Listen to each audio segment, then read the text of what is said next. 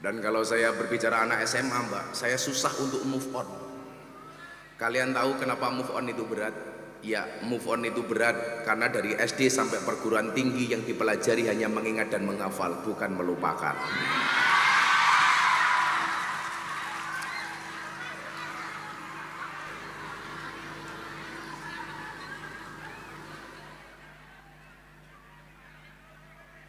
Jadi kalau banyak yang tidak move on, lumrah. Adik-adik sekalian yang saya muliakan, yang saya hormati, alhamdulillah siang hari ini saya bisa sowan. Saya baru nyampe Indonesia baru kemarin. Kebetulan 20 hari, 5 hari dari tanggal 30 November sampai 5 Desember saya di Mekah Madinah. Tanggal 6 sampai tanggal 10 saya ada di Amsterdam, Belanda. Kemudian tanggal 11 sampai tanggal 14 saya di Paris. Tanggal 16 sampai tanggal 20 nonton final Piala Dunia di Doha. Dan alhamdulillah jagoan saya kalah.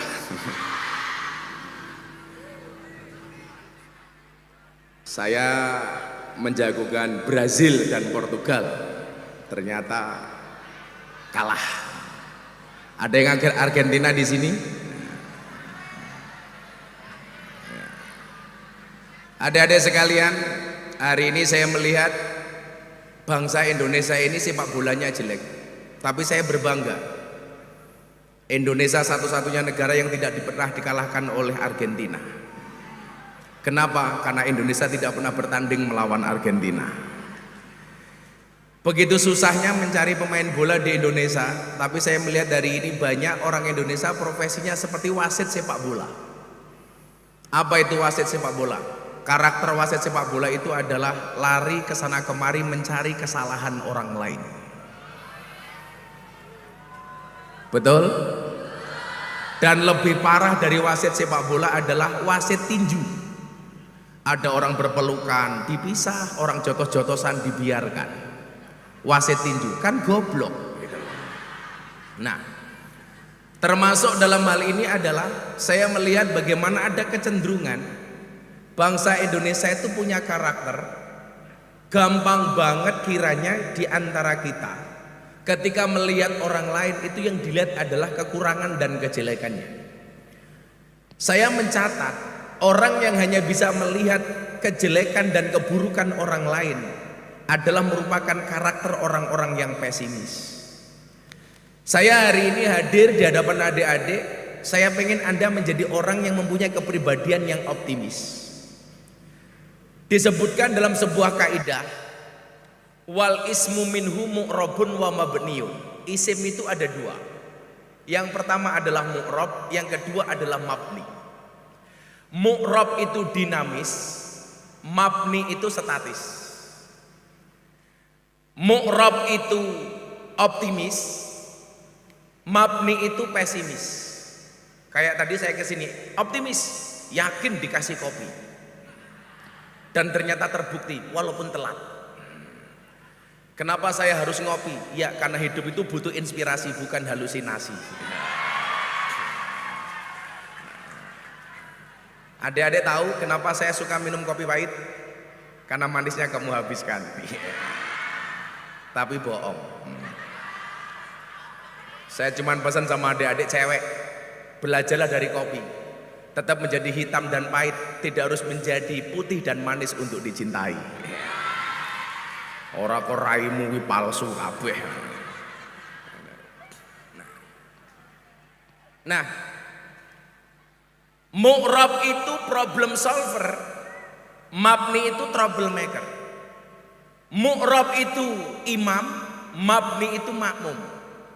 Mu'rab itu trendsetter, mabni itu follower. Sekarang pertanyaan saya kepada Anda semua yang hadir, Anda mau pilih mana? Jadi mu'rab atau mabni? Mu'rab. Anda pilih jadi pribadi yang dinamis apa statis? Dinamis. Anda pengen jadi pribadi yang optimis apa pesimis? Optimis. Pengen menjadi imam apa makmum? Imam.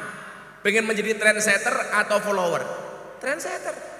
Coba Di depan kita ini adalah gambaran siswa yang sangat optimis, walaupun gemuk makan terus. Iya kamu gitu. Saawak kok bokong kabeh ta lele. Cangkeme mangan tok iya. Enak bro.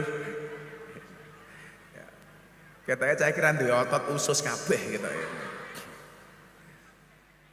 Kamu harus tahu nak, berdasarkan penelitian di Rumah Sakit Yogyakarta, cowok itu kalau perutnya besar biasanya burungnya kecil. Ya, hati-hati.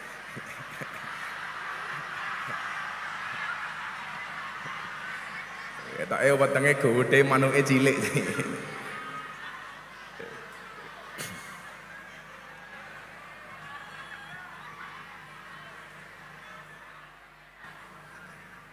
Ketoke wetenge gede, katoke dibuka isine mung kaya pentil.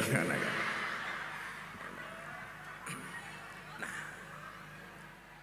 saya akan kasih contoh, tolong adik-adik jawab. Ini di hadapan saya ini, loh, tak pikir ono isine bono kosong to iki. Kere. Tak pikir isinya apa itu.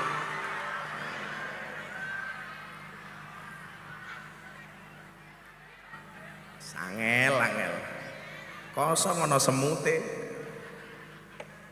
Ini gelas akan saya isi air, tapi tidak penuh. Tolong adik-adik nanti jawab.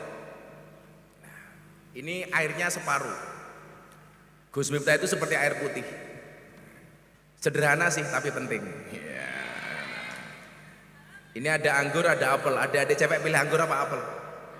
Anggur. Inilah salahnya cewek.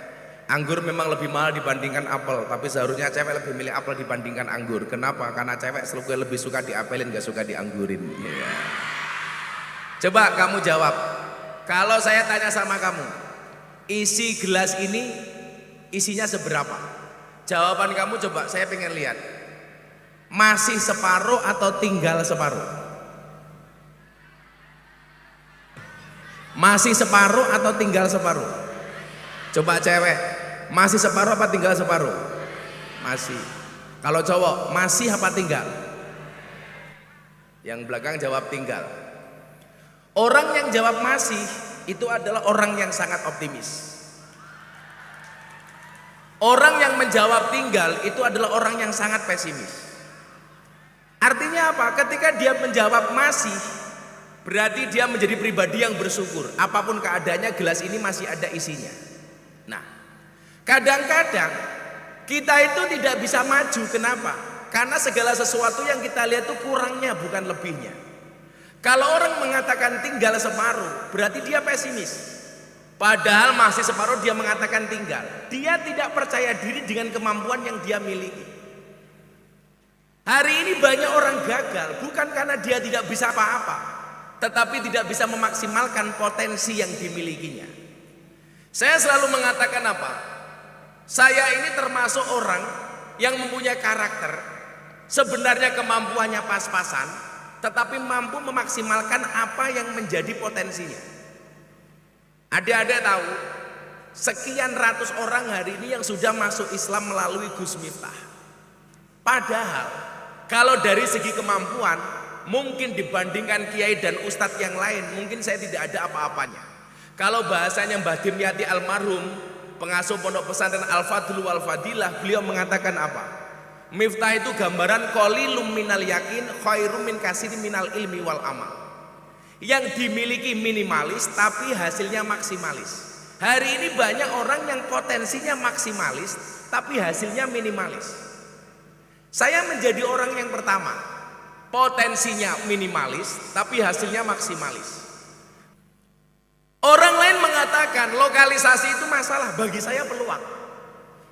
Orang dulu tidak pernah berpikir mungkin tidak dilokalisasi seperti itu dibuat pengajian. Orang lain mengatakan tidak mungkin, bagi saya mungkin. Sehingga tahun 2018, setelah 18 tahun saya pengajian di lokalisasi, Allah baru kemudian mengenalkan pengajian saya ke masyarakat umum. Mohon maaf, tahun 2018 saya kajian di klub malam di Pulau Dewata Bali. Ada wartawan yang rekam pada hari Kamis bulan sekitar Waktu itu September, 3 hari kemudian Allah berkenan menjadikan video ini viral. Sampai akhirnya saya diundang pertama kali ke Eropa tahun 2018. Saya mendapatkan undangan dari Persatuan Wartawan di Eropa. Saya berangkat ke Belanda waktu tahun 2018. Wartawan-wartawan di Belanda yang dulu begitu antipati dengan Islam, dia penasaran dengan apa yang saya lakukan. Mereka banyak bertanya kepada saya diajak ke Belanda kebetulan di satu komplek namanya Red Light. Red Light itu tempat prostitusi di Amsterdam. Kalau di Jogja seperti Pakistan, Pasar Kidul Stasiun. Yang bahasa Inggrisnya adalah Market Flower, pasar kembang. Di situ banyak mbak-mbak PSK atau bahasa terkenalnya mungkin barangkali WTS, wanita tahan sumuk, atau mungkin lonte lah, berkelon tele-tele.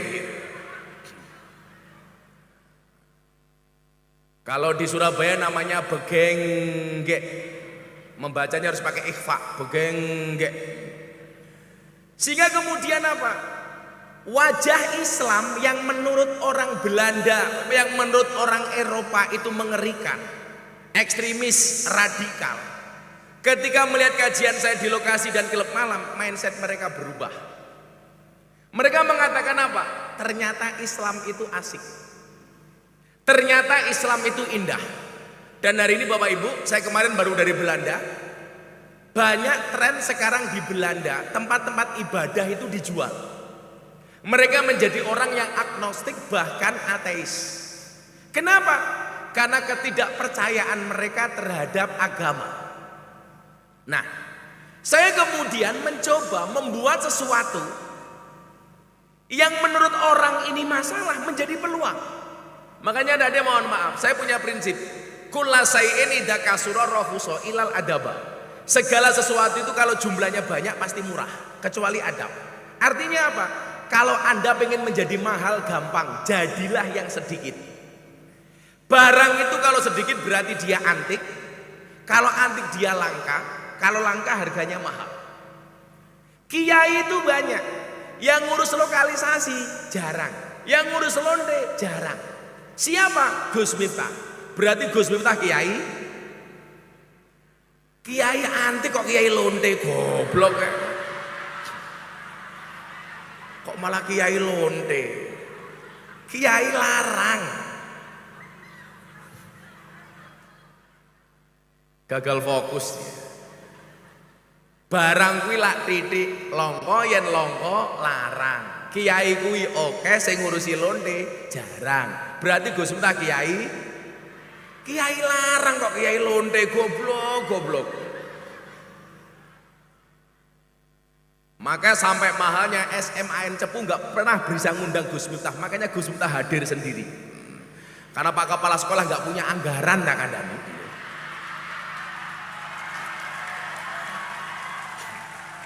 Endi Kepala Sekolah ya? Halo Pak Kepala. Oh, kok wongnya minggat. Pak Kepala Sekolahnya namanya siapa? Siapa? Pasaran. Siapa Mbak? Oh Rozak. Abdul Rozak. Ali Rozak. Ali itu artinya tinggi, Rozak itu rizki.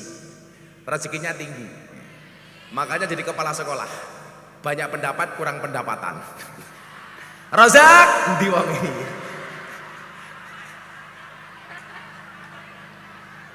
Wis ora nyangoni ilang. Kita doakan Pak Rozak panjang umur.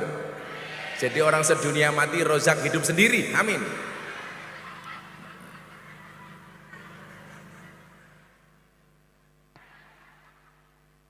Oh Pak Rozaknya ngising.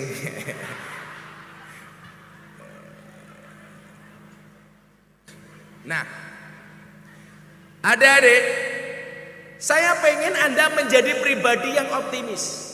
Artinya apa? Bisa memaksimalkan semua peluang yang Anda miliki.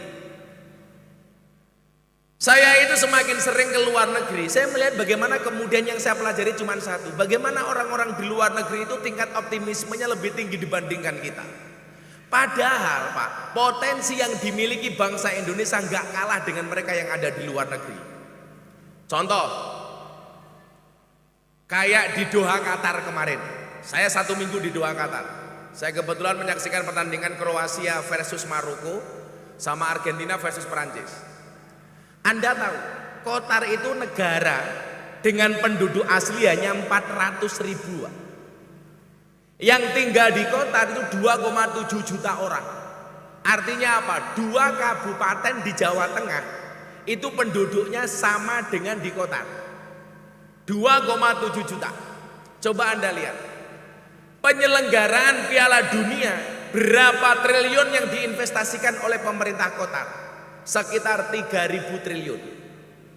Itu kalau melihat investasinya dengan Piala Dunia kemarin, nggak mungkin kembali investasi itu. Bangun stadion 8. Stadion yang paling besar namanya Losail. Untuk kemarin final Piala Dunia hanya menampung 85.000 penonton. Stadion yang paling antik 974, stadion yang dibuat dari kontainer. Jadi mereka bisa bongkar pasang. Yang konon ceritanya katanya stadion ini akan dihibahkan kepada pemerintah Uruguay. Saya bertanya kepada warga Qatar, investasi Piala Dunia 3.000 triliun, kunjungan ke Qatar yang diperkirakan 1,2 juta, hanya 800.000 orang yang datang ke Qatar. Secara matematika saya melihat bahwa investasi pemerintah Qatar ini merugi. Apa jawaban mereka, Pak? Loh Gus, kami nggak rugi. Di mana nggak ruginya? Kalau hitung-hitungan uang Anda rugi. Jawaban mereka apa? Yang pertama, kesuksesan itu tidak diukur dari uang. Yang pertama. Coba Anda lihat. Makanya mbak-mbaknya ini hati-hati. Kalau ada cowok datang kepada kamu naik mobil dan lain sebagainya, kamu jangan percaya. Itu mesti mobilnya bapak nih, tak kandani. Betul? Saya tahu deh, cinta itu memang buta. Tapi cinta bisa membedakan mana mobil, mana sepeda motor. Cinta itu memang buta, tapi cinta bisa membedakan mana gadis, mana janda, betul? Tapi kalau sampai kamu besok nikah dengan janda, bersyukurlah. Karena hidup ini indah bila disertai dengan janda dan tawa.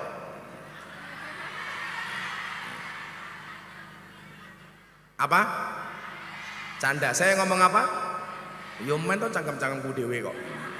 Nah, dia bilang apa? Kesuksesan kita Gus tidak diukur dari uang.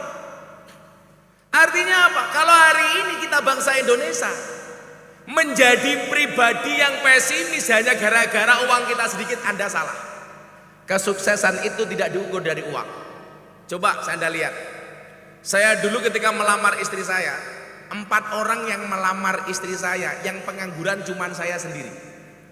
Yang lamar istri saya itu 1 polisi. Ada Pak polisi di sini? Oh, Pak Kapolsek. Halo Dan. Enggak masalah Dan, pangkatmu rendah. Enggak masalah. Yang penting selamat daripada jenderal dipecat. Aman Dan.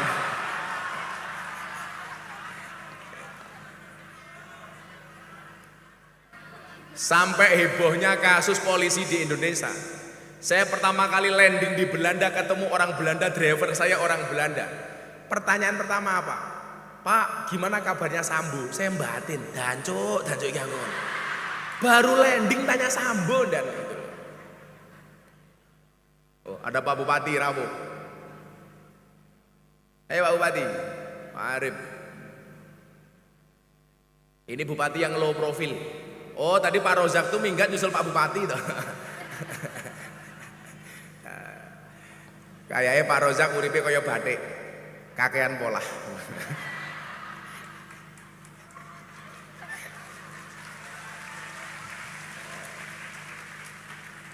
Saya terakhir kemarin manggung di Blora sebelum berangkat ke Eropa ya Pak Arif ya. Acara ulang tahun Blora. Hujan, sore-sore, malamnya konser Denny Caknan. Nah, kita lanjutkan. Orang kota tadi bilang apa, Dek? Kesuksesan itu tidak diukur dari uang. Saya dulu ketika melamar istri saya, 4 orang ini, 1 polisi, 2 anggota DPR, 3 lurah, 4 saya pengangguran. Kacamata orang tua yang dipilih 3 orang ini, polisi, DPR, lurah. Tapi istri saya tidak, calon istri saya waktu itu, dia milih saya. Padahal kalau diukur dari isi kantong, jelas saya kalah. Padahal ada istilah, di dalam dompet yang sehat ada cinta yang kuat. Tapi ternyata itu tidak berlaku bagi istri saya. Dia hanya tanya sama saya begini, kalau Anda nikah dengan saya mau tanya sama Anda, kelebihan kamu apa, kekurangan kamu apa? Saya jawab sama mertua saya waktu itu, Pak, Anda jangan salah, mbah saya kaya 7 turunan. Persoalannya adalah saya keturunan nomor 8. Tapi ingat, saya punya satu kelebihan dan saya punya satu kekurangan. Kelebihan kamu apa? Banyak kekurangan.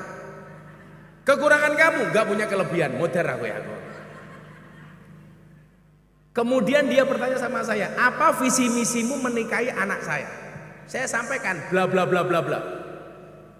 Ketika 3 orang ini melamar plus saya yang keempat, orang tuanya bilang, ya sudah saya kembalikan kepada anak saya. Milih kamu atau milih yang lain? Akhirnya anaknya bilang, saya milih yang terakhir, saya milih Miftah. Kenapa? Karena saya melihat potensinya. Tidak melihat apa yang dimiliki sekarang, tapi potensi yang dimiliki untuk masa depan. Saat itu kalau seandainya istri saya milih yang lain, harinya akan saya katakan, di balik kesuksesan seorang laki-laki akan ada banyak mantan yang menyesali.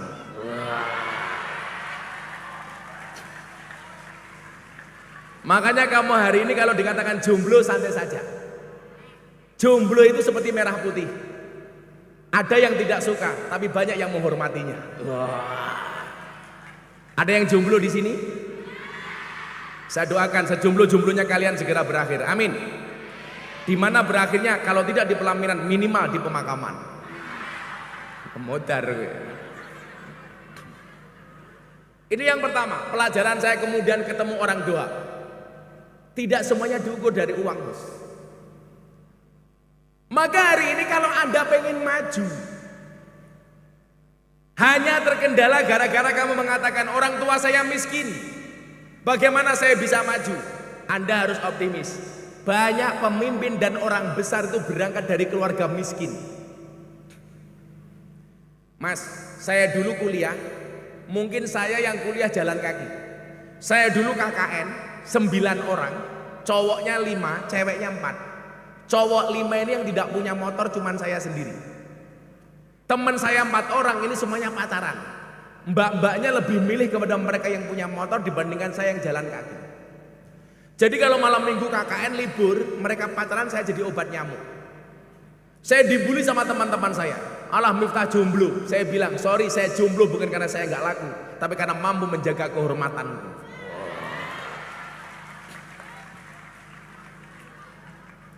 Weh, sing lemu tak kandani. Kalau kamu dibully dasar kamu jomblo, kamu jawab, sorry saya jomblo bukan karena saya nggak laku, tapi karena memang nggak ada yang mau.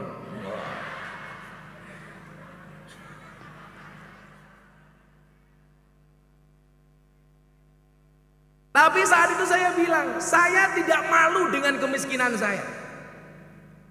Maka kemudian apa? Saat itu saya punya prinsip, pantaskanlah amalmu di hadapan Allah, maka Allah akan memantaskan hidupmu. Artinya apa? Kalau kemudian Allah harus memantaskan hidup saya, yang harus saya lakukan cuma satu, bagaimana saya memantaskan diri saya di hadapan Allah. Bagaimana kemudian Allah pengen mengangkat derajat saya, sementara saya tidak pantas untuk diangkat derajatnya. Maka saat itu kemudian sedikit demi sedikit, potensi yang saya miliki saya asah. Potensi yang saya miliki saya kembangkan. Karena saya punya prinsip, di balik semua kekurangan pasti ada kelebihan. Gak mungkin Allah memberikan kekurangan tanpa memberikan kelebihan. Di balik kekurangan pasti ada kelebihan, dan di balik kelebihan pasti ada kembalian. Susuk bro, susuk.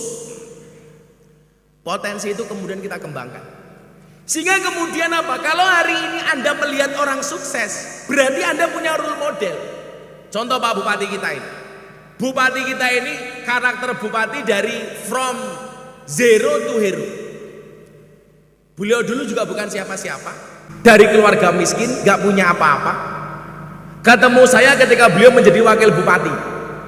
Saya bilang, Pak, enak jadi wakil bupati. Ya begini-begini aja Gus. Saya bilang, kenapa gak jadi bupati sekalian? Mungkin saya salah satu orang pertama yang memprovokasi Pak Arif untuk jadi bupati. Saya bilang, kenapa gak jalan bupati? Loh, banyak orang mengatakan, loh alah Gus, Pak Arif ki raine desa. Desa. Gitu. Tapi punya kemampuan. Bahwa orang yang akan diangkat derajatnya oleh Allah itu siapa? Orang yang optimis. Maka beliau ketemu saya di Lampung, di acara di Lampung, beliau mengatakan, Gus, saya pengen nyalon bupati, saya dukung. Artinya apa? Optimisme itulah yang kemudian harus kita angkat, harus kita kembangkan. Anda kalau mengatakan, walah Gus, saya hanya dari SMAN Desa di Cepu, saya bisa apa? Anda salah. Kita itu kadang-kadang jadi orang Cepu itu nggak percaya diri. Padahal mohon maaf, Cepu ini salah satu kecamatan yang terkenal di Indonesia dengan istilah blok Cepu. Kenapa? Karena Cepu ini dianggap kaya dengan potensi sumber daya alam yang dimilikinya. Artinya apa? Anda orang yang lahir di Cepu seharusnya apa? Memiliki pribadi yang optimis. Walaupun kamu lahir di Cepu dari desa, saya yakin ketika potensi itu dikembangkan, Anda akan menjadi orang-orang yang luar biasa. Amin. Satu saat Bupati Blora dari Cepu, amin. Gubernur Jawa Tengah dari Cepu, amin. Siapa tahu besok ada menteri bahkan presiden dari SMAN 1 Cepu. Umpamane iki sing lemu jenenge sapa iki? Sapa jeneng mulai? Cutang. Sultan. Walah, Sultan kok rene desa mentolele. Jenenge Sultan. Moga-moga kantongmu kaya Sultan. Amin. Jadi besok Gubernur Jawa Tengah Sultan. Kamu optimis saja. Kalau hari ini ada cewek yang banyak menolak cintamu, kamu bilang, kalau ada orang lain menertawakanmu dengan kegagalanmu, maka kamu harus menertawakan mereka dengan kesuksesanmu. Sultan. Apa wetenge gede, manuke cilik. Ono tan.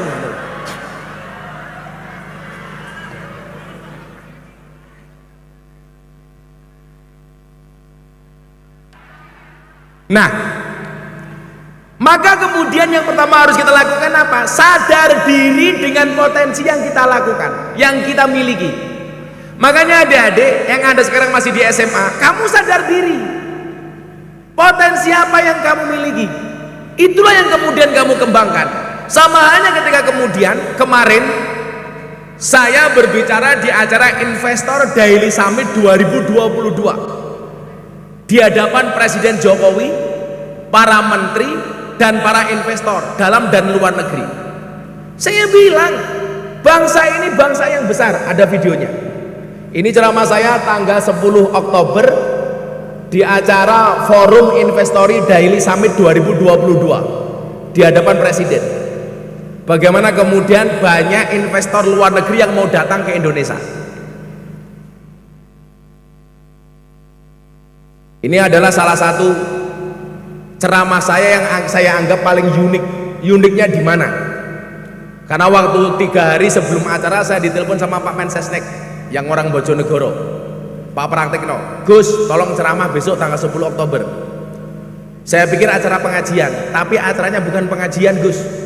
Apa Pak Menteri? Pertemuan investor dunia di Jakarta. Lah modar ngomong apa ya aku? Ternyata dihadiri oleh Presiden, direktur-direktur BUMN, para menteri, investor dalam dan luar negeri. Yang saya sampaikan apa? Bangsa ini harus menjadi bangsa yang optimis.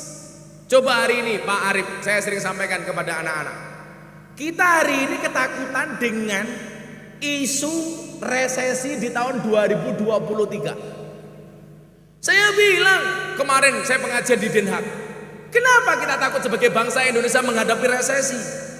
Apalagi wong-wong desa kaya wong Cepu. Resesi itu hanya akan berdampak 3% orang kaya di Indonesia. Selebihnya nggak akan berdampak. Apalagi kita orang desa nih, terbiasa makan dari jerih payah sendiri. Wong desa ki asik nih. Mangan sego berase dhewe. Mangan sayur, sayure dhewe. Mangan endok, endoke pitik goblok.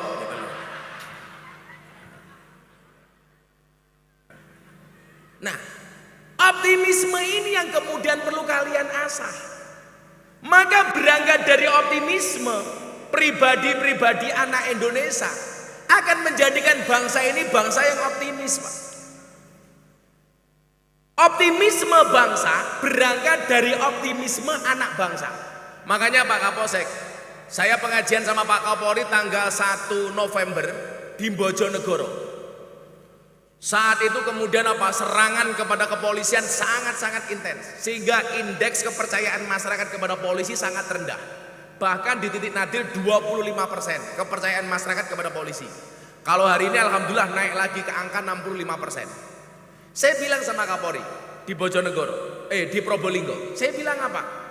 Pak Kapolri, ingatlah, badai itu datang tidak untuk mengganggu hidupmu, tapi untuk membersihkan jalanmu.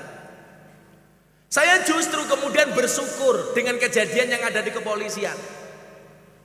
Allah berkenan menunjukkan kepada kita mana polisi yang baik, mana polisi yang buruk.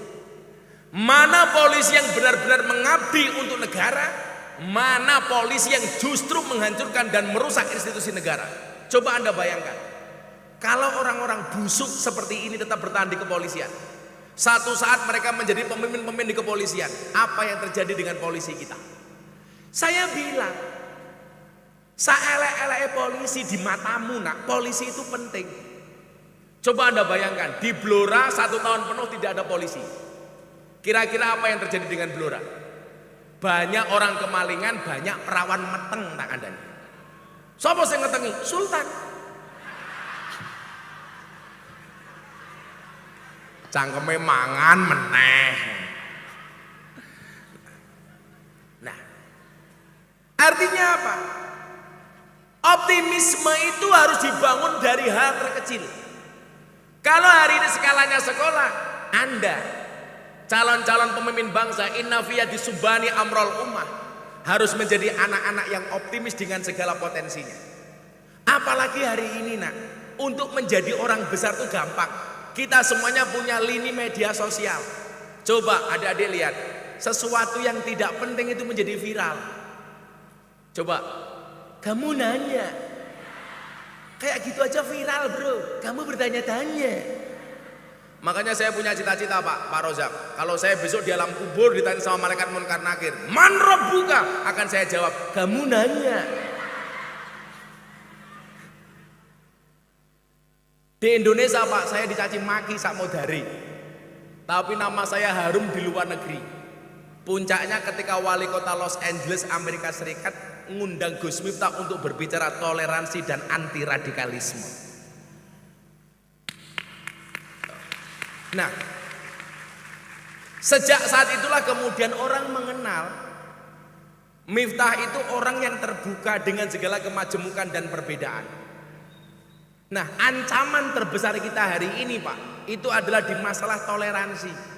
Bagaimana kemudian setiap akhir tahun seperti ini, ketika menjelang Natal, kita selalu disibukkan dengan perdebatan apa hukumnya mengucapkan selamat Natal.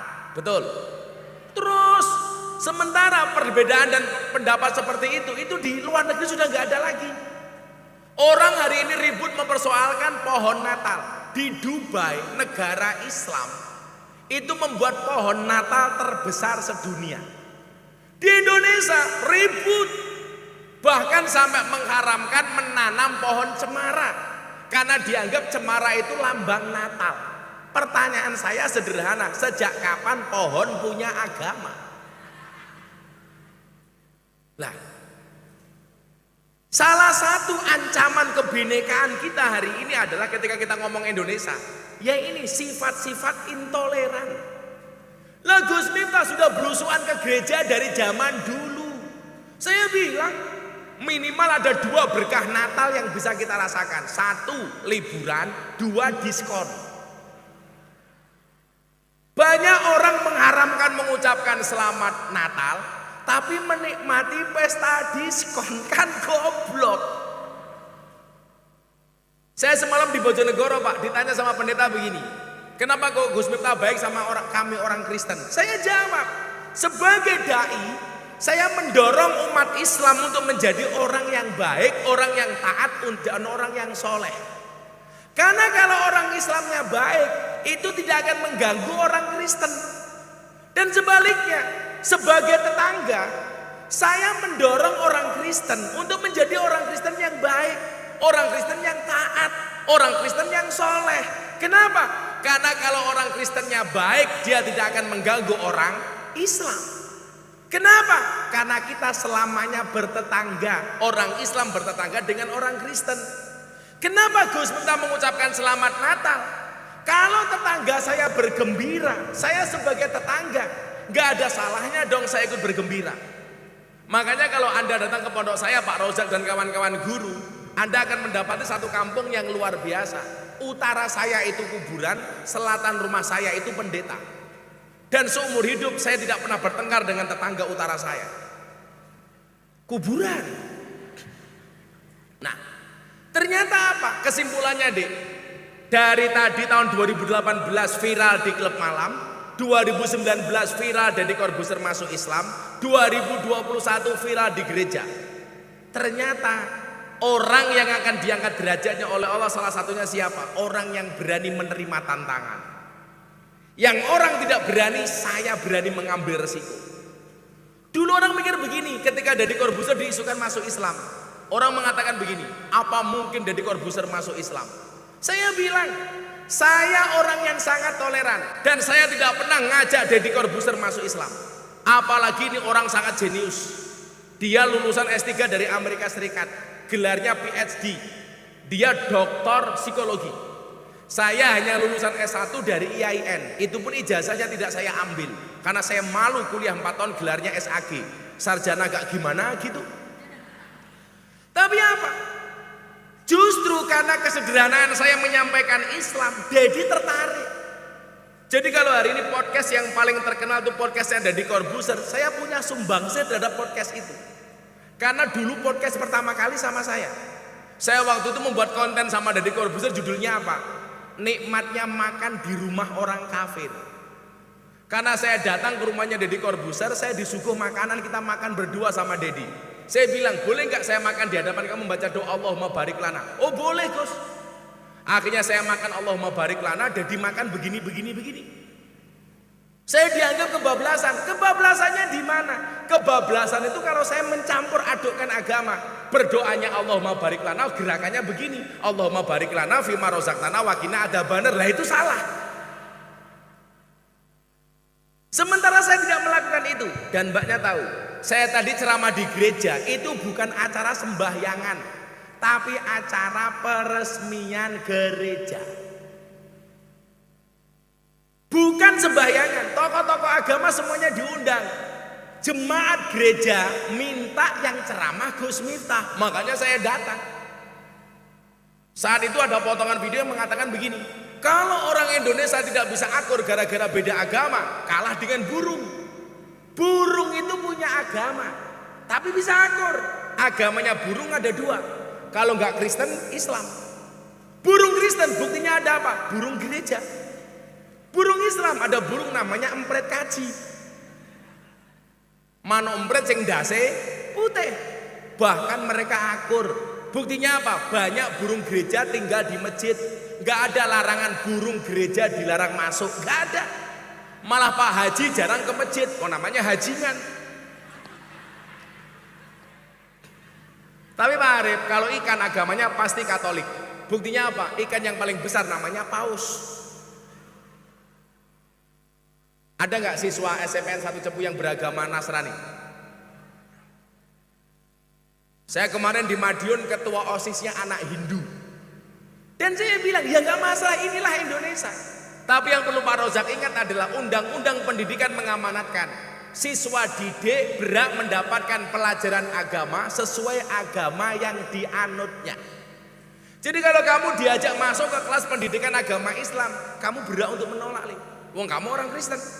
Makanya kewajiban guru harus mencarikan pembimbing yang sesuai agama dengan kamu. Makanya saya bilang sama kamu, tetaplah jadi warga Kristiani yang taat. Jangan kayak teman saya, Gus, saya Kristen tapi gereja saya gereja negeri. Maksudnya apa? Sabtu Minggu libur, ya matamu aku. Berarti gue ora tau nang gereja. Nah, ini bisa kemudian terjadi apa nak? berangkat dari optimisme anak-anak muda, berangkat dari optimisme generasi muda, maka Indonesia akan menjadi negara yang optimis. Kalau Indonesia optimis dengan segala potensi yang dimilikinya, insya Allah bangsa ini akan menjadi bangsa yang besar apapun masalah yang ada di dalamnya. Amin Allahumma amin. Saya pengen lebih banyak dialog tentang kebangsaan dengan adik-adik. Silakan dipandu sama mbaknya. Yang berani bertanya maju ke depan. Satu pertanyaan saya kasih kaos, saya kasih uang 300.000. Santai, uang saya bukan uangnya Pak Rozak ya, santai saja. Terima kasih Pak Rozak mau memfasilitasi saya di sini tempatnya.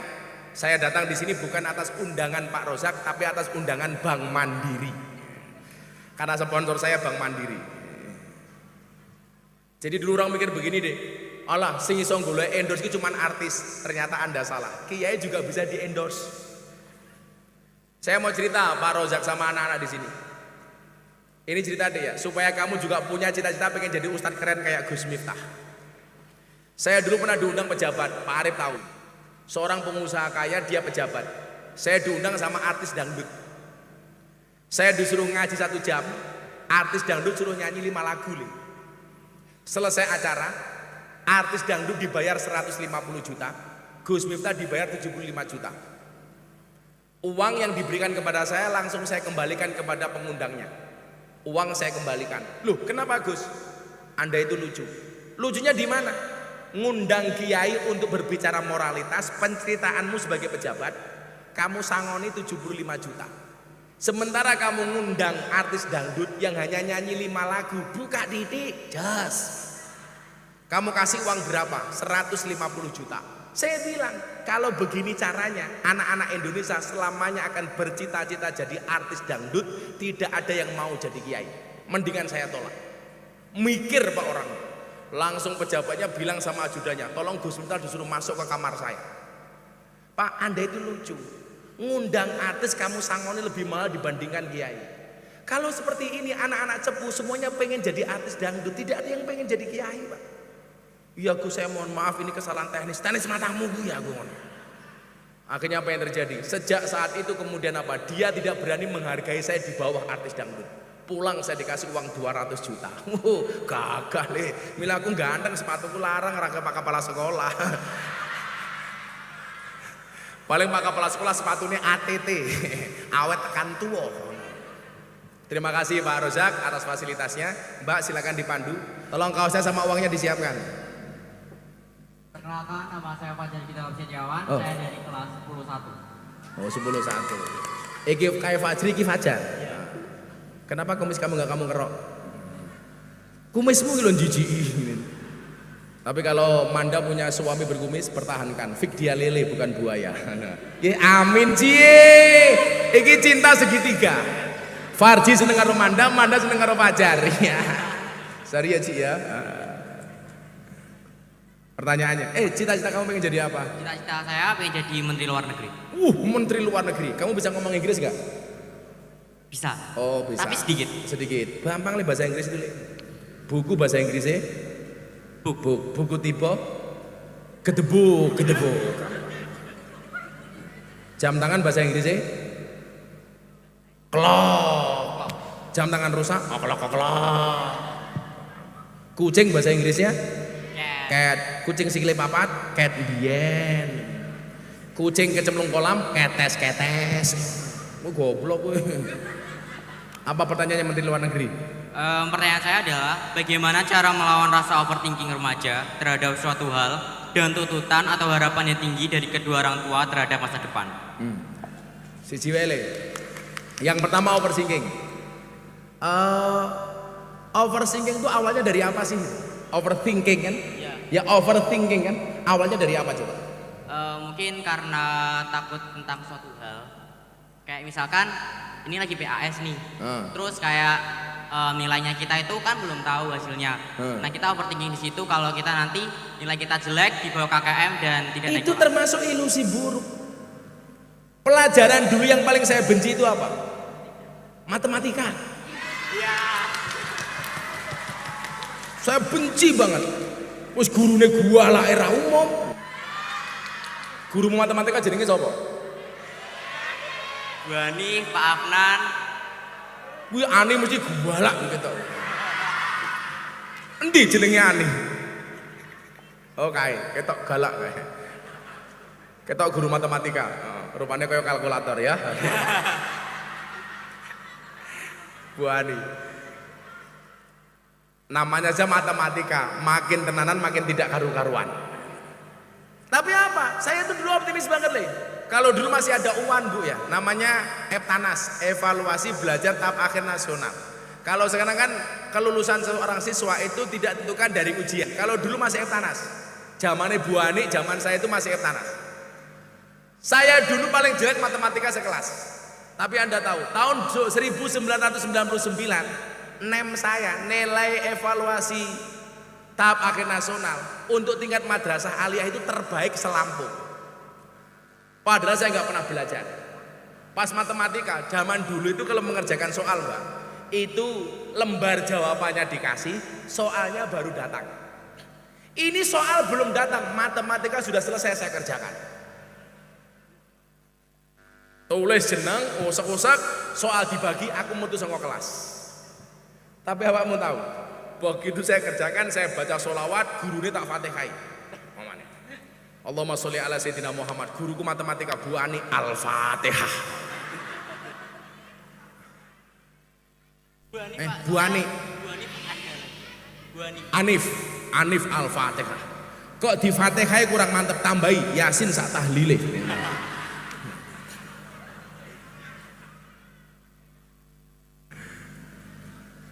Halo Pak Kapolres, makan siang kita hari ini. Kapolresnya baru datang. Makasih Dan, harus apa lagi setekone? Oh Pak Danyon, thank you Pak Danyon. Ya. Jadi waktu itu apa? Ada optimisme. Kewajiban kita itu kan berproses. Hasil akhir urusan Allah. Makanya saya bilang sama kamu Fajar, fokuslah kepada proses, jangan berorientasi kepada hasil. Karena manusia itu kewajibannya ikhtiar, tidak wajib berhasil. Kalau itu kamu lakukan, kamu gak usah overthinking. Hasil urusan Allah, nomor satu. Nomor dua, kamu ndangaknya jangan terlalu tinggi. Lah omonganmu terlalu dhuwur, ndangakmu terlalu dhuwur, aku khawatir raimu kesampluk pesawat tak kandani. Jadi ya sederhana saja. Kalau konsep bahagianya Ibnu Athaillah As-Sakandari itu apa nak? Liyakillah matafrahubi yakillah mahtazanubi. Semakin sedikit potensi kebahagiaan, semakin sedikit, semakin kecil standar kebahagiaanmu, maka semakin sedikit potensi kekecewaanmu. Banyak orang itu terlalu sakit hati, kenapa Mbak? Karena faktanya tidak sesuai dengan ekspektasinya. Betul? Makanya ini sederhana saja. Kalau saya itu membayangkan sesuatu sederhana saja. Saya dulu ngaji di lokalisasi pertama kali, nah itu nggak pernah berharap untuk trending, nggak pernah berharap untuk viral. Saya hanya punya filosofi menyalakan lampu itu di tempat yang gelap, menyapu itu di tempat yang kotor. Itu saja. Bahwa saya perlu menyapu di tempat yang kotor, saya perlu menyalakan lampu di tempat yang gelap. Kalau kemudian hari ini trending dan viral, itu bukan urusan saya, urusan Allah. Maka bahasanya apa? Fokuslah kepada proses, jangan berorientasi kepada hasil.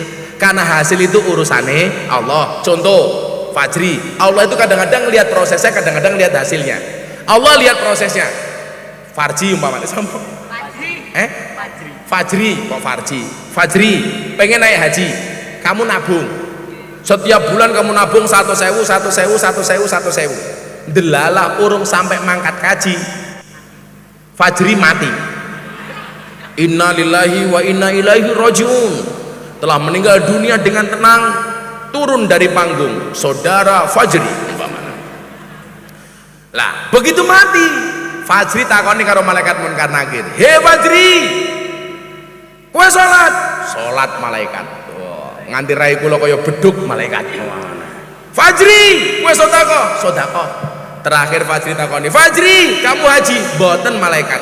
Malaikatnya takon, "Lah ngopo kowe ora haji?" Jawab Fajri, "Ya salahmu malaikat, ngopo urung mangkat kok wis mateni." Nah, sing didelok karo Gusti Allah prosesnya bukan hasilnya. Apa? Fokuslah kepada proses, jangan berorientasi kepada hasil. Karena Allah mewajibkan kita untuk berproses, tidak mewajibkan untuk berhasil. Mbaknya, kamu malah curhat sama Fajri. Assalamualaikum warahmatullahi wabarakatuh. Waalaikumsalam.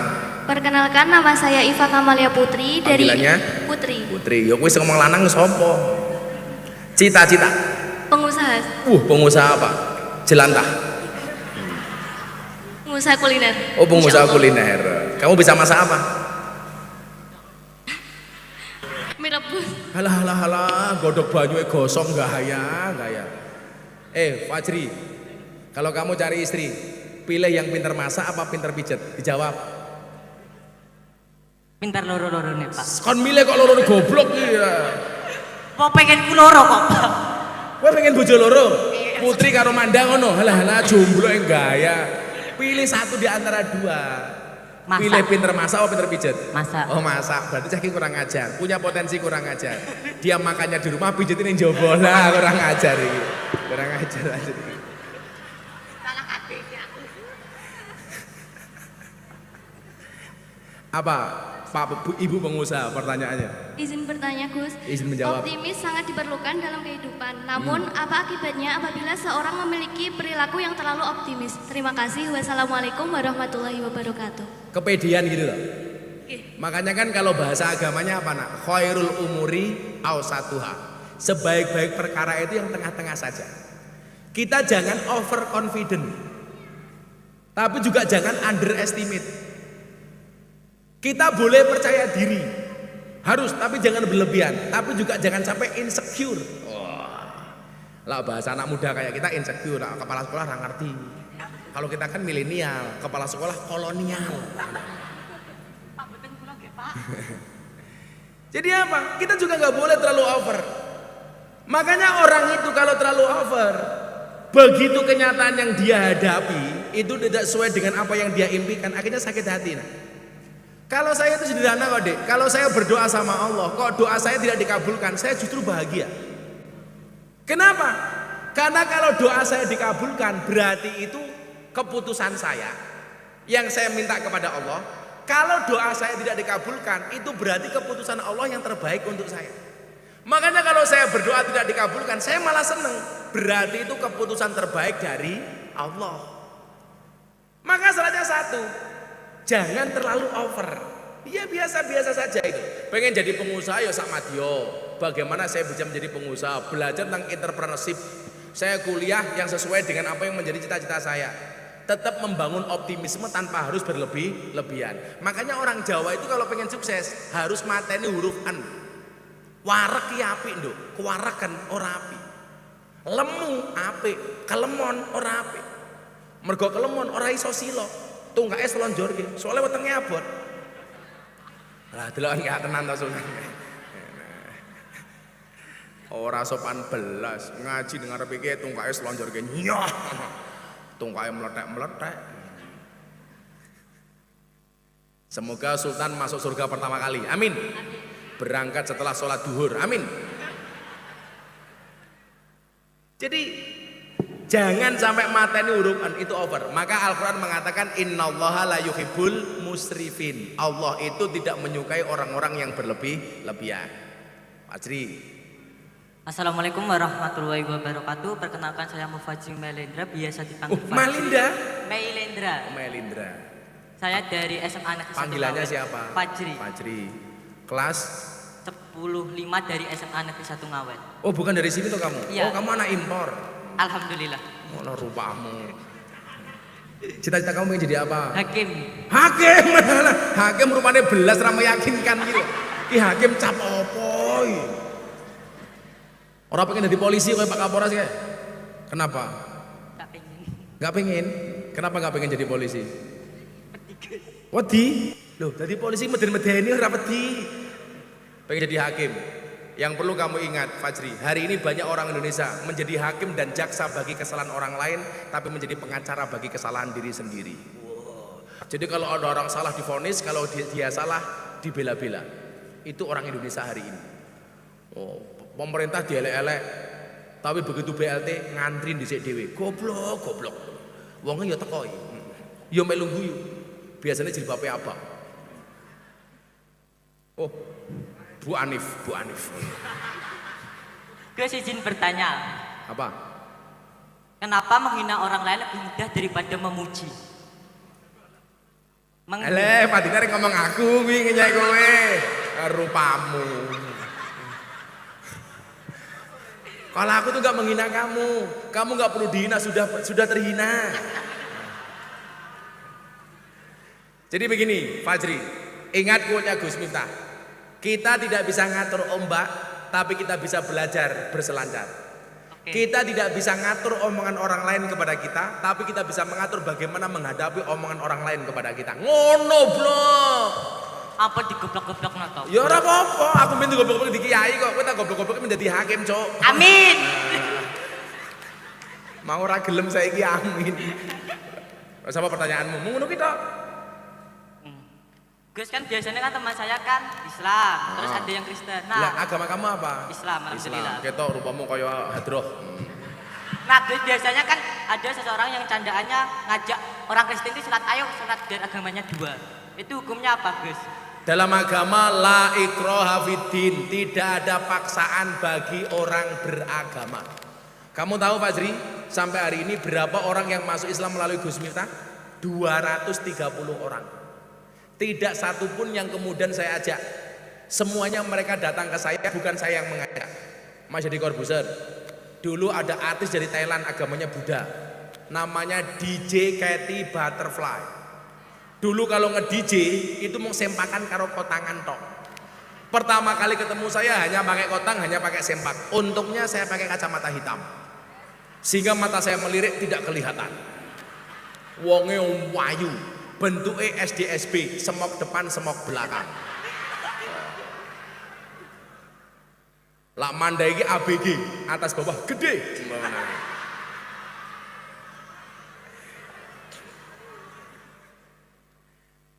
Dia itu ketemu saya pas kapan, Dek? Saya ngaji di klub malam, sore harinya, malam harinya dia perform, nge-DJ, jedak jeduk.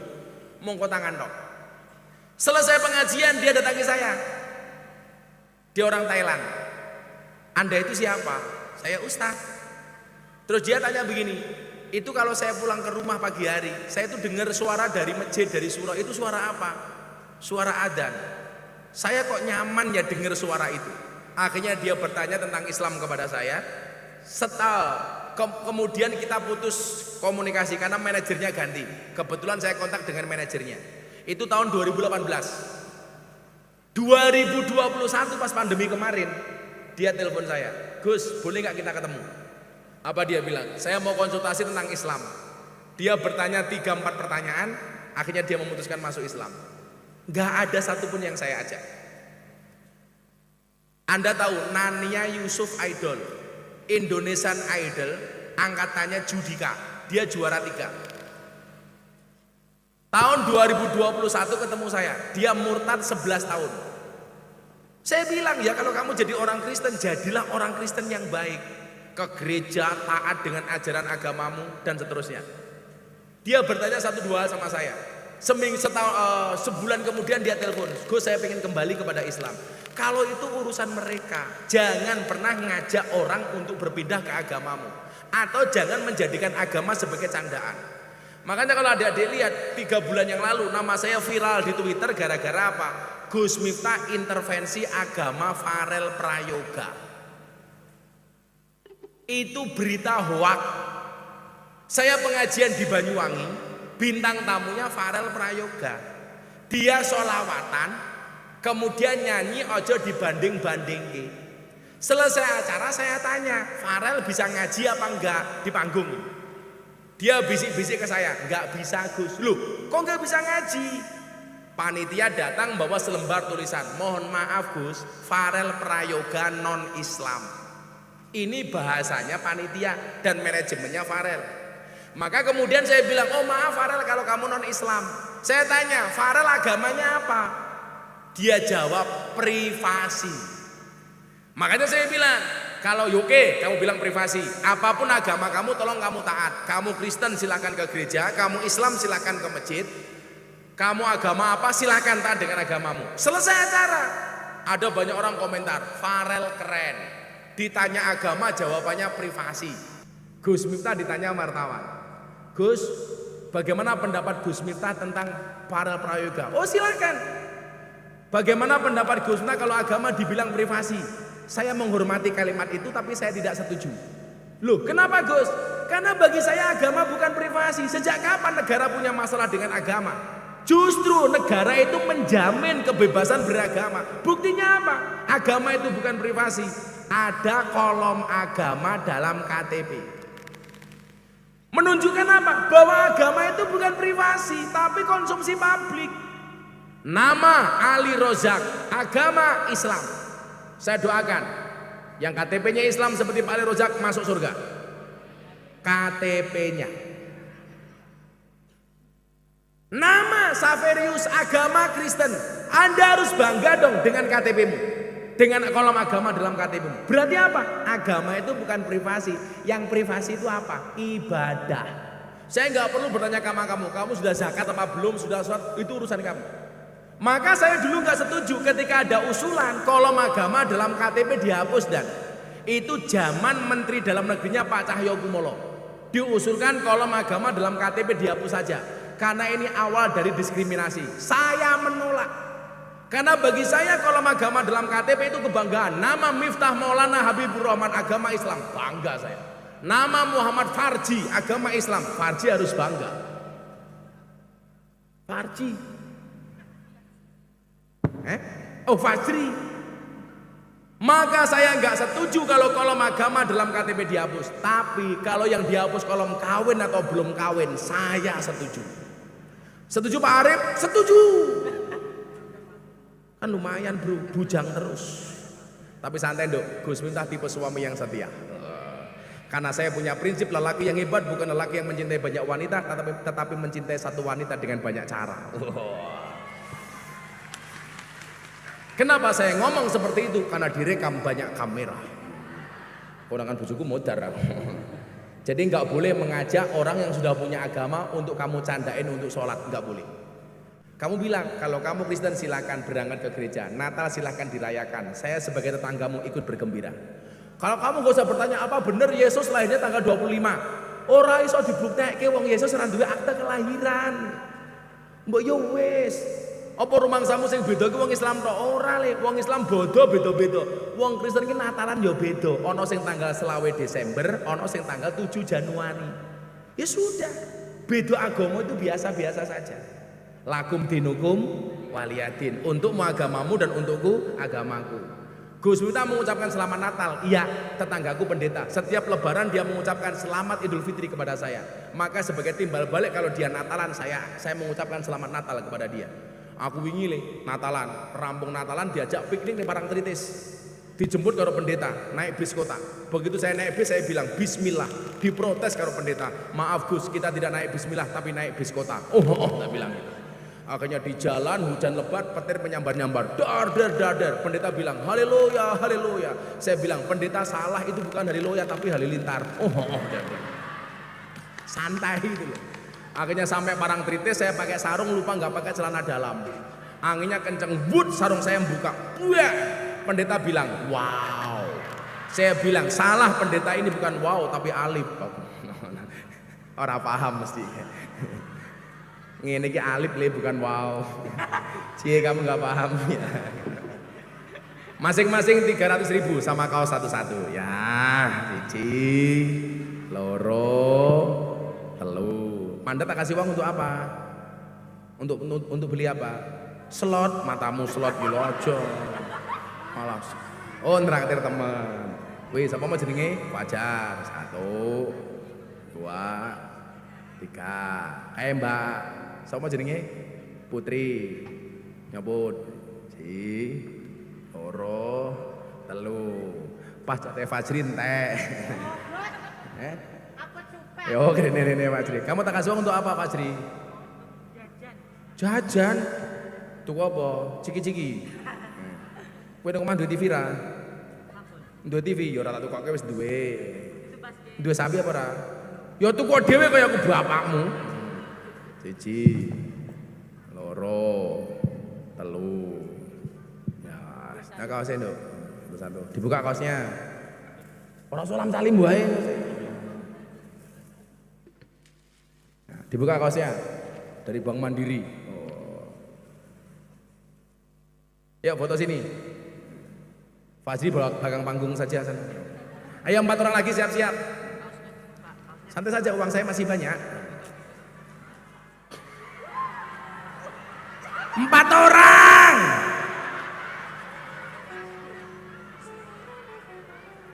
Kayak sing lemu kayak gelem aku kayak sing lemu kayak.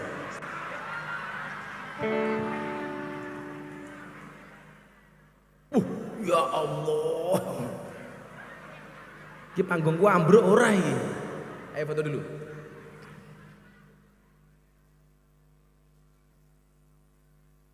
Oke, ya sana, makasih ya. Sini. Udah nanti selaman. Ayo maju sini. Boleh kembali ke tempat? Iya, terima kasih. Monggo berikutnya. Sing lemu kayak sing lemu lanang kayak. Aku seneng karo cah lemu aku. Yang 3 silakan dipilih panitia, 1 tambah cowok, 2 cewek. Itu panitia suruh milih tuh. Wah, sing siji lemu je guru. Jejer kaya angka 10 iki. Sik mandek. Mandep rono. Mandep rene. Iki ki opo?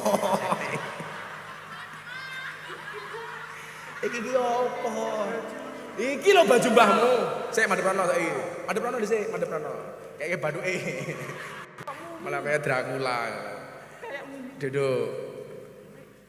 Dari sana dulu mbaknya, kamu terakhir lemu kok. Ngono dhisik. Iki kayak peci iki yo opo iki? Lho tinggo bae. Tambah elek rupamu lara tinggo. Mbak siapa namanya? Assalamualaikum warahmatullahi wabarakatuh. Waalaikumsalam warahmatullahi wabarakatuh. Perkenalkan, nama saya Vina Desmi Anjeli dari kelas 11 IPS 1. Anjeli? Kok nggak Anjeli? Panggilannya siapa? Vina. Cita-citanya pengen jadi apa? Atlet, Pak. Atlet apa? Pencaksilat. Pencaksilat medeni. Kowe wani glutero kae ra? Wani glutero karo Vina ra? Selamat. Ya Allah, lah sultane awake gede manuke cilik apa meneh iki. Iki ra ndek manuk saiki. Apa Vina pertanyaannya, Vin?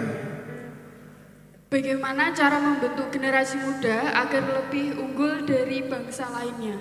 Ya. Terima kasih. Wassalamualaikum warahmatullahi wabarakatuh. Bagaimana membentuk generasi muda? Kita hari ini hidup di era Society 5.0. Semuanya sekarang serba ketergantungan dengan teknologi. Makanya hari ini 4 yang harus kamu lakukan. Yang pertama, creativity. Menjadi pribadi yang kreatif.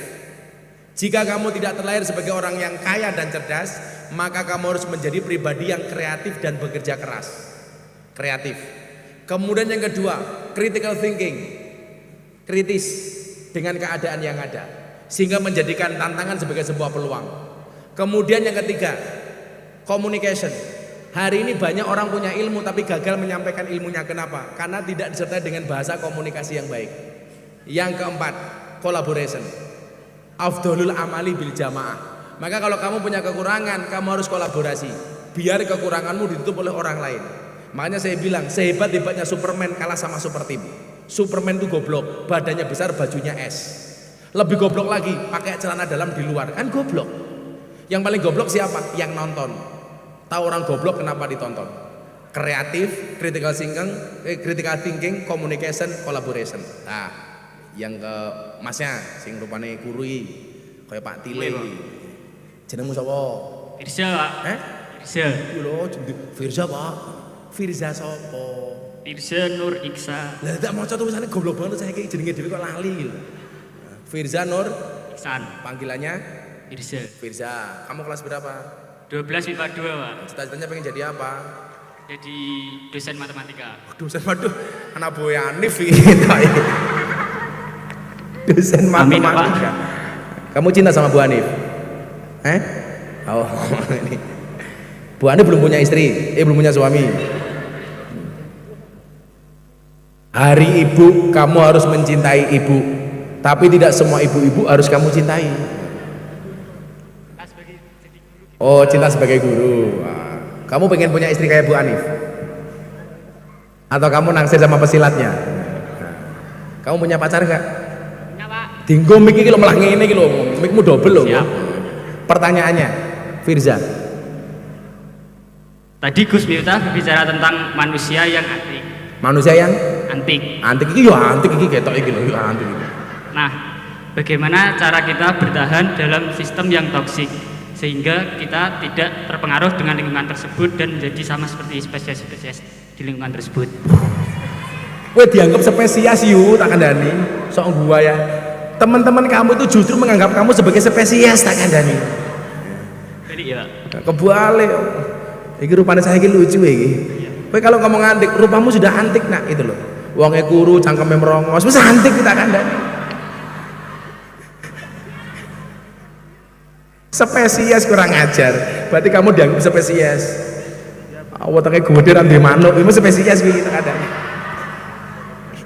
Enggak apa-apa, hatinya yang penting baik. Yang penting hatinya baik. Emangnya kamu punya hati? Kan kamu kayak pohon pisang, punya jantung tapi nggak punya hati. Iya. Kamu tahu toksik itu apa? Coba kamu kasih penjelasan ke teman-teman kamu. Toksik itu apa? Modar ya. kayak pengaruh negatif gitu, Pak. Jangan kayak pengaruh sing cetok gitu. Kamu bilang toksik atas spesies yang ada. Buka Google boleh ya, Pak ya? Nah, buka Google. Ya, Gurumu ki Bu Anif apa Google? dua-duanya, Pak. Oh, dua-duanya. Apa? Toksik itu apa pengertiannya? Saya banyak bertanya sama anak-anak muda itu, satu orang sama yang lain itu jawabannya toksik itu berbeda-beda. Tapi ujung-ujungnya pasti negatif. Negatif dalam hal apa? Apa? Dalam hal pertemanan gitu, Pak. Kayak Wis buka Google perilaku. apa gitu? Perilaku yang negatif. Negatif. Yang pertama, khairul ashabi mayadulluka alal khairi. Sebaik-baik teman itu adalah yang menunjukkan kamu atas kebaikan. Maka dulu ketika Mas Deddy Corbuzier bikin podcast soal LGBT, bintang tamunya Ragil dari Jerman, semua orang marah-marah, betul nggak? Sampai trending. Akhirnya waktu itu ada tagar unsubscriber Deddy Corbuzier. Dia diminta untuk take down videonya, dia nggak mau. Akhirnya saya datang sebagai seorang sahabat. Saya bilang sama Deddy Corbuzier, bro, sahabat itu seperti mata dan tangan. Mata menangis, tangan mengusap, tangan terluka, mata menangis. Maka saya bilang sama dia, seorang sahabat yang memahami air matamu itu lebih baik dibandingkan 1000 orang teman yang hanya bisa melihat canda dan tawamu. Maka di dunia ini yang kita cari bukan teman tapi sahabat. Kamu ngerti nggak? Kamu tahu nggak bedanya teman, pacar dan sahabat? Bedanya apa? Lah iso tak kayak 500.000. Aku tanya kamu kowe ngopo ya? Aku tanya kamu, sok tahu. Kalau bisa nggak cuma 300.000, 500.000. Kalau teman itu kayak sekedar Kesuwen. Coba kamu yang tahu. dulu ya, Pak. Ini yang tahu. Kalau teman itu kita mencari teman yang di luar bisa. Alah sok tahu meneh, ada orang gitu. Terus pacar. Kalau pasangan itu untuk menemani kita tidak sampai di masa depan atau masa tua. Kalau sahabat? Kalau sahabat kita susah pasti ada yang menolong. Kalau kita punya, kita memberi ke sahabat. Sumpah mumet ndasku. Bedanya teman, pacar dan sahabat, kalian catat. Siapa itu teman? 1000 orang yang datang di saat kamu senang. Siapa itu pacar? 1 orang yang datang dan membuat kamu melupakan 1000 orang teman. Siapa itu sahabat? Yang kita cari bukan teman, yang kita cari bukan pacar, tapi yang kita cari sahabat. 1 orang yang tetap bertahan di saat 1001 orang meninggalkan Anda. Wow. Definisimu muter koyo entot kebutel katok. Lah, artinya apa? Komunitas-komunitas yang toksik harus kamu tinggalkan. Kenapa? Karena su'ul khuluqi yu'di. Akhlak yang jelek itu menular. Kalau kamu berbicara dengan komunitas yang salah, maka kamu akan menjadi pribadi yang salah. Contoh hari ini, banyak artis Indonesia yang terpapar paham radikalisme dan intoleransi. Itu berangkat dari tempat pengajian yang salah. Kalau bahasanya Gus Miftah ekstrim dan orang yang salah pergaulan itu lebih gampang dinasehati daripada yang salah milih pengajian. Baru ikut pengajian sekali sudah mengharamkan hormat merah putih. Baru ikut pengajian sekali mengatakan Pancasila itu bid'ah, nasionalisme tidak ada dasarnya dan lain sebagainya. Itu berangkat dari apa? Dari lingkungan yang toksik, negatif bagi saya. Jadi orang yang salah milih pengajian saja itu bisa toksik. Makanya kalau kamu tidak mau terpapar dengan paham-paham seperti itu, gampang. Carilah guru yang mempunyai pemahaman kebangsaan yang baik. Guru yang mencintai negaranya. Guru yang taat kepada pemimpin-pemimpinnya. Saya kemarin Pak Rozak, saya cerita, saya di Karanganyar. Ada siswa yang mengatakan ketika dialog seperti ini, Gus, bagaimana justru yang mengajak benci kepada pemimpin itu guru kita sendiri, padahal dia seorang pegawai negeri. Maka saya katakan, kalau ada pegawai negeri yang makan dibayar oleh negara, menggunakan fasilitas negara, tetapi tidak mau hormat kepada negara, silahkan tinggalkan status pegawai negerinya. Pak Arif, Pak Bupati, kalau ada ASN di Blora, dia dibayar oleh negara, menggunakan fasilitas negara, tetapi dia tidak mau taat kepada negaranya, justru menjelek-jelekkan pemimpinnya, tidak mau hormat kepada merah putihnya, tidak mengakui Pancasila sebagai ideologinya. Gampang Pak Arif, tolong pecat ASN itu, termasuk guru di SMAN 1 Cepu. Mangan duit negara kok ora gelem hormat karo negara, minggato sangka negara. Saya baca satu artikel, coba bisa ditampilkan enggak? Pancasila itu bid'ah. Kita lebih mencintai negara Mekah dibandingkan Indonesia. Aku yo cinta karo Mekah mergo aku haji gini Mekah. Tapi secinta-cintanya saya kepada tanah Arab tidak melebihi cinta saya kepada Indonesia. Kenapa Nabi Muhammad mencintai tanah Arab? Karena Nabi Muhammad lahir di Arab, besar di Arab, berjuang di Arab, hidup di Arab, meninggal dimakamkan di tanah Arab. Kenapa saya mencintai Indonesia? Karena saya lahir di Indonesia, besar di Indonesia, hidup di Indonesia, berjuang di Indonesia, dan saya mati dimakamkan di Indonesia. Itulah alasan kenapa kita mencintai Indonesia. Lingkungan toksik yang paling berbahaya hari ini adalah orang yang mengajak kepada kita ujaran kebencian untuk membenci negaranya. Jangan sampai kamu ikuti. Paham ya? Tadi kamu menjadi apa? Dosen matematika. Jelimet kayak rupane. Ayo Mbak Eka. Terakhir gue. Assalamualaikum warahmatullahi wabarakatuh. Waalaikumsalam. Perkenalkan, nama saya Ikrena Nirmala dari kelas 12 MIPA 2. Cita-citanya? Jadi pengusaha. Pengusaha apa? Belum tahu. Oh, pengusaha yuk. Besok kamu terus pengusaha belum tahu. Panggilannya siapa? Rena. Rena. Pertanyaannya?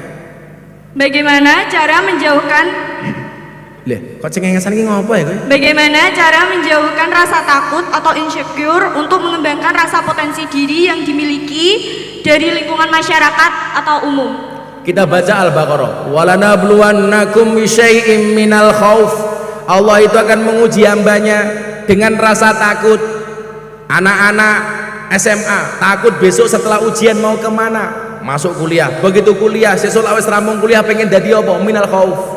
Jomblo takut, tidak bisa menikah. Menikah takut, tidak bisa ngopeni. Punya anak takut, tidak bisa menyekolahkan. Itu ujian. Minal khauf. Walju diuji dengan rasa lapar. Wanaksi minal amwal. ATM rono duwite. Setiap kali masuk ATM jawabannya minta maaf. Minta maaf saldo Anda tidak mencukupi. Telepon Bu Anif, minta maaf pulsa Anda tidak cukup. Wanaksi minal amwal wal anfus, takut mati. Santai saja. Mati itu syaratnya tidak harus tua. Makanya walaupun kamu lebih tua dibandingkan Gus Miftah, nama kamu siapa? Sabil? Nabil. Oh Nabil. Walaupun Nabil lebih muda dibandingkan Gus Miftah, Gus Miftah lebih tua dibandingkan Nabil, bisa jadi yang mati Nabil duluan. Santai ya. Inna lillahi wa inna ilaihi rajiun. Tapi apa? Wa basyiris sabirin. Berikanlah kabar gembira bagi orang-orang yang bersabar. Ya jadi santai saja dong. Santai saja. Ketika kita menghadapi ujian-ujian seperti itu, Allah yang minta cuma satu, sabar. Gus, sabar niku wonten watese apa mboten? Mboten wonten. Sabar niku mboten wonten watese, sing duwe wates mung kulon praga. Maka jalani semuanya dengan istiqomah. Istiqomah itu pasti berat, karena kalau ringan namanya istirahat. Lakukan semuanya dengan ikhlas. Ikhlas itu ciri-cirinya diam, karena kalau ngomong namanya iklan. Khusus untuk kamu saya katakan, ikhlas itu seperti keset, diinjak-injak tetap welcome. Terakhir kamu. Ya Allah, cahaya gua, maskernya ungu, kamu seneng janda ya? Ungu itu warna janda. Nama kamu siapa? Perkenalkan, nama saya Muhammad Nabil Hakim, kelas Panggilannya? 12 IPS 2. IPS 2, panggilannya? Panggilannya Nabil. Oh, Nabil. Kamu belajar itu enggak? Hewan pemakan tumbuhan namanya apa? Sapi. Kok sapi gitu? Goblok saya ini. Harimau. Apa ini? Mamalia.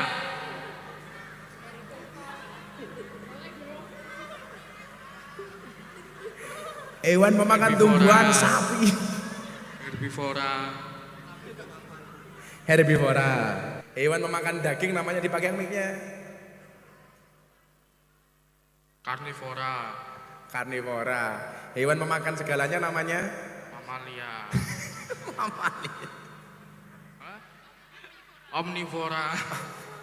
Ulangi. Hewan pemakan tumbuhan namanya Herbivora. Pemakan daging namanya Karnivora. Pemakan segalanya namanya Omnivora. Kalau teman makan teman namanya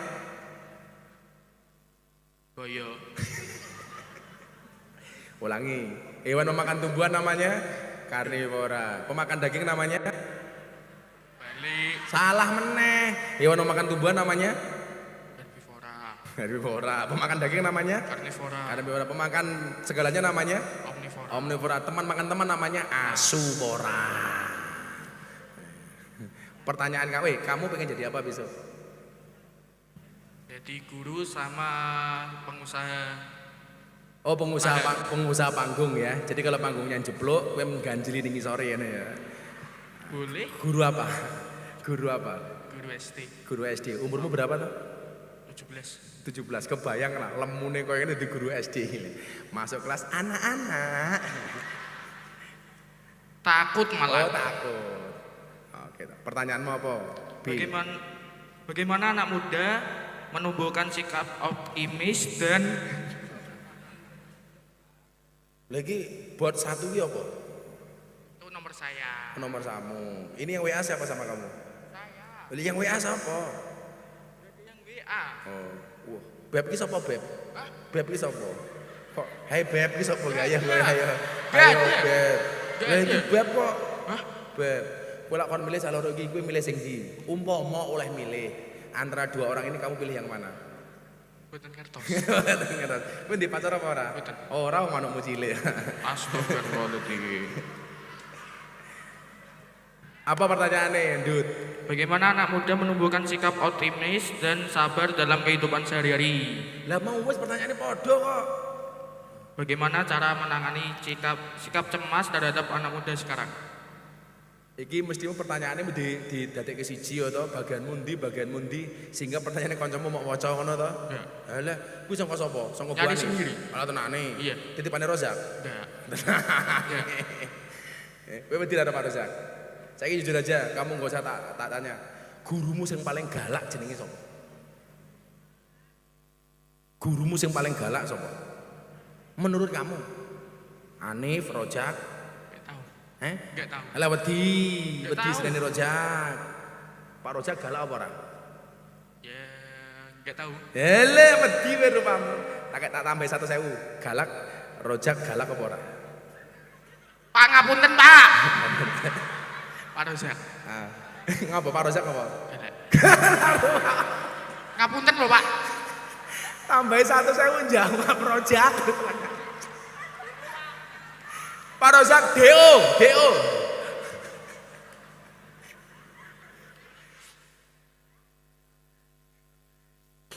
Rozak tahu. Ra gelem jawab, begitu 1.000 jawab rupamu wong lanang kok matre. Alah gaya balekke. Kowe sedina sangkemu piro sekolah? 15. 15.000. Kowe Iya. betul 300.000 nggih perang dina kuwi. Ini kemungkinan buat celengan, tabungan. Oh, harus dicelengi, uang itu harus ditabung, jangan dicelengi. Kenapa? Makanya ada istilah bayi tabung bukan bayi celeng. Masuk Pak Eko. Miftah goblok Pak Eko itu. Masuk Gus Miftah. Lah, ngono lho. Ya, Tambahan 50.000 meneh. Alhamdulillah. Alhamdulillah. Mak, sesuk masak sing enak, Mak. Ibumu pekerjaannya apa? Bu RT, ibu rumah tangga. Ibu rumah tangga. Bapakmu? PNS. PNS, pegawai negeri serabutan. Ya, Apa? migas. PPS di migas. Sugih bapak mungkin baliknya duitnya. Sugih kok. Malah rumah. Itu sodako. Itu sodako. Aku ngerti sedekah karo awakmu soal remu kaya kotak infak, cemplungi plung. Emang bener sih. Pak Kapolres, mateni wong lemu ana pasale apa ora to? Enten Pak, jawab enten mawon Pak. Ya Allah, semoga-moga bojomu ayu ya. Teori ini anaknya Nabi Adam pilih lak sing lanang rupane elek, kuwi sing wedok ayu. Lak sing lanang ganteng sing wedok rongos. Elek lah. Kan rupamu elek, ada. Insyaallah esuk bojomu Rongos. Sing penting atine apik. Ya Allah. Guru sing paling mau idolake nang sekolah sapa? Kudu jawab. Mau sing galak Pak Rojak, sing paling mau idolake sapa? 50.000. Sing paling mau idolake sapa? Bu Erni. Sapa? Bu Erni. Bu sapa? Bu Erni. Bu Erni, endi wonge? Bu Erni. Endi? Ayu, Bos. Ayu, Bos. Enggak tahu. Engko mik. Ayu ra. Orang itu 50.000 lho apa jawab ayu. Lihat mengki mawon. Oh, lihat mengki mawon. Ya wis nya 50.000 meneh. Alhamdulillah. Rezeki anak soleh. Kayak gini weh, aku rasa jawab pertanyaanmu. Kowe tak kayak duit neh 300.000 kaya kanca-kancamu tapi hiji. Apal Pancasila apa ora? Apa? Coba Pancasila. Pancasila, satu ketuhanan yang maha. Sing gagah lho. Pancasila ngadeg.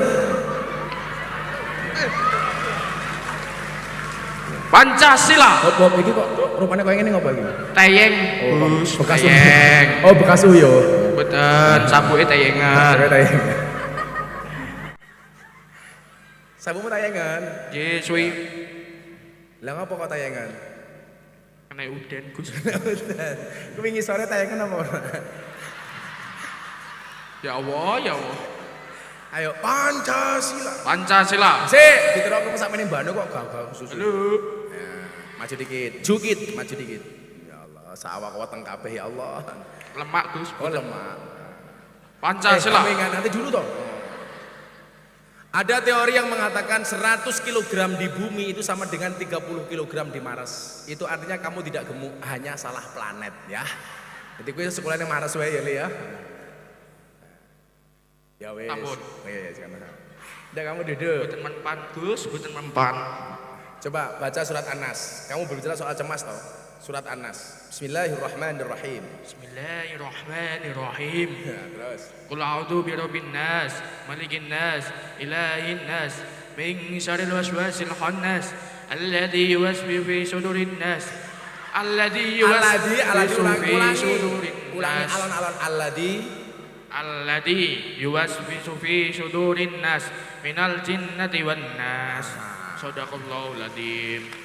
Jadi Allah itu adil, menciptakan jin dan manusia.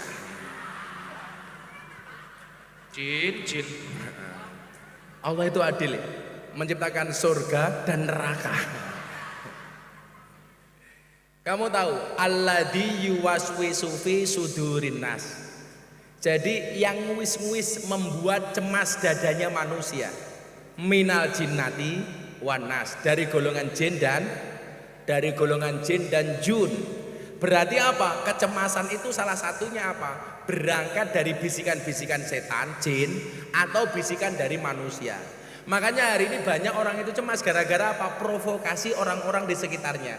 Ada quote saya untuk, tadi siapa nama kamu? Nabil dengerin quote-nya Gus Miftah. Kalau ada orang lain membicarakan kekuranganmu, kamu sakit hati, itu yang salah kamu. Kenapa? Karena omongan orang itu hanya sampai telingamu dan kamulah yang memindahkan kalimat itu dari telinga ke dalam hatimu. Artinya apa? Kalau kamu sakit hati berarti yang salah kamu. Jangan sampai kayak ibu-ibu gurumu itu, temannya bikin status WA tersinggung. Kalau ada orang bikin status WA, kamu hatimu tersinggung, bukan status WA-nya yang salah, tapi hatimu yang bermasalah. Jadi enggak kok tuwing lho ngono, tuwing. Balik ke duwite. Ora, aku wong sugih santai bae. Ketok rupamu susah kok. Jadi kalau ada orang lain membicarakan keburukanmu, kamu santai saja. Kalau ada orang lain membicarakan keburukanmu, tersenyumlah. Kenapa? Karena keburukanmu saja dibicarakan, apalagi kelebihanmu. Saya mau tanya sama kamu, kalau kamu posting sesuatu di Instagram, di medsos, kira-kira lebih banyak like-nya apa komentarnya? Nggak ada. Kok nggak ada gitu? Kalau orang posting di medsos, itu biasanya lebih banyak like-nya apa banyak komentarnya? Like. Banyak like. Pertanyaan saya, kenapa lebih banyak like dibandingkan komentar? Soalnya banyak, kalau komentar banyak yang hujat, kalau like banyak yang mencet. Jawabannya bukan itu. Adik-adik coba Anda lihat, kalau kamu posting sesuatu di medsos, kenapa lebih banyak like-nya dibanding komentarnya? Jawabannya adalah seberapa banyak pun orang yang membencimu dengan komentar-komentarnya, yakinlah di luar sana lebih banyak yang mencintaimu dari dalam hatinya. Masuk Gus. Jadi kayak Pak Kepala Sekolah, dialognya galak, santai mawon. Yang ngomong itu tidak lebih banyak daripada yang mencintai Pak Kepala Sekolah. Tapi bagi para jomblo seperti Nabil beda. Kenapa lebih banyak like dibandingkan komentar? Karena banyak orang cinta tetapi tidak berani mengatakannya. Iya. Mau dibatin toh. Jadi kalau kita dibicarakan sama orang, itu berarti apa? Kita lebih hebat daripada orang yang membicarakan kita. Makanya kamu gak usah cemas dengan omongan orang. Santai saja. Bukan ombaknya yang besar, tetapi perahunya yang terlalu kecil. Bukan ujiannya yang besar, tetapi iman kita yang terlalu lemah. Mudah-mudahan Nabil besok jadi guru SD. Mata pelajaran apa, Bil? Insya Allah matematika. Kabeh anak ibu-ibu Hanif ketok iki. Ya wis ngok 300.000 kabeh. Duitnya kurang. Ndi mau asistenku? Ajudanku ndi? Nah, we Bil, 300.000 neh. Apian kok aku, Bil. Kowe berarti nomor piro kok aku mau? Piro jadine kowe? 300 karo piro? Gang 100. Dihitung dhisik. Iso ngitung duit apa ora?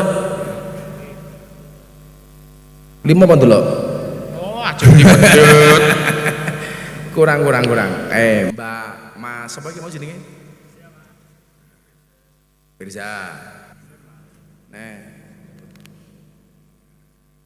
Sapa ku jenenge? Rena. Aku mulai nagih rojak ya aku iki. Pak Rojak njaluk.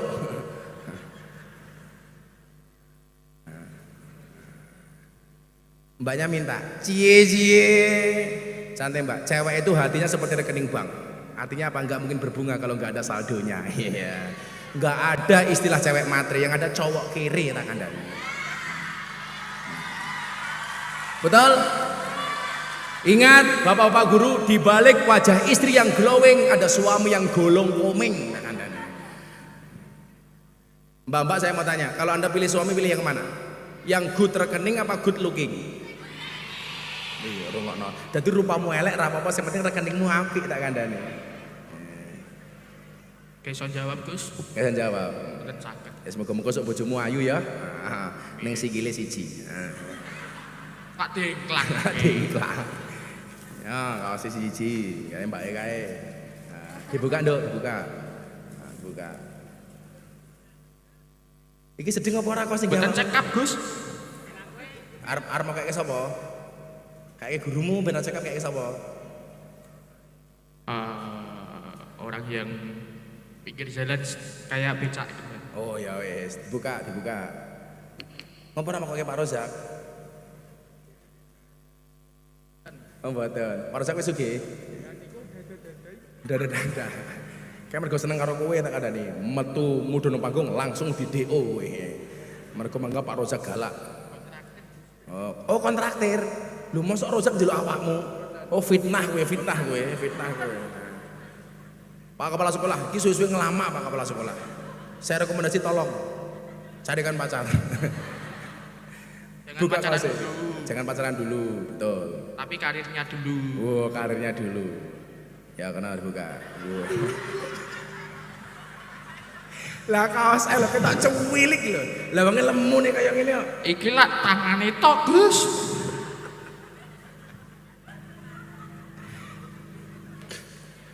Alhamdulillah. Ayo dibuka semuanya, dibuka. Ya Allah.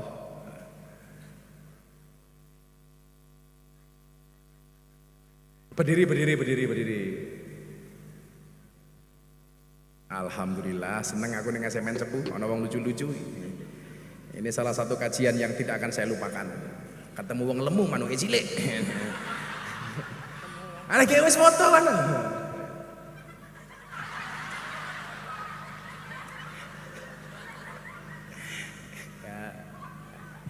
Rupanya lucu iki. Pantesan saya kemarin kasih. Wes rumahmu gitu. Ya udah sana, makasih ya. Di bawah ini jangan kotor. Shallu ala Nabi Muhammad. Ana minggat. La ilaha illallah. Iki saya kira ngapa meneh iki. Oh, terus niku. Akhirnya Bapak Ibu adik-adik sekalian, sebelum kita tutup sudah jam 12:30. Ini pemahaman sebagai penutup supaya kita menjadi bangsa yang bersatu, bangsa yang baik. Ada 5 ciri-ciri orang yang berpaham radikal sehingga menjadikan bangsa ini terpecah belah, tidak menjadi bangsa yang optimis, tapi menjadi bangsa yang tidak mau dengan mengakui sebagai perbedaan, mengakui pluralisme dan lain sebagainya. Ciri-ciri orang berpaham radikal. Yang pertama, tidak menerima khilafiyah, perbedaan, saling menyalahkan antara satu dan yang lainnya. 2, tidak punya dasar keilmuan, biasa berdalih dengan memanfaatkan petikan ayat Al-Quran atau potongan hadis terjemahan yang diputarbalikkan maknanya dan dipelintir sekenanya. Pak Kepala Sekolah nyuwun sewu nggih. Pintu masuk radikalisme di sekolah itu biasanya berangkat dari kajian agama yang tidak dikontrol oleh kepala sekolah.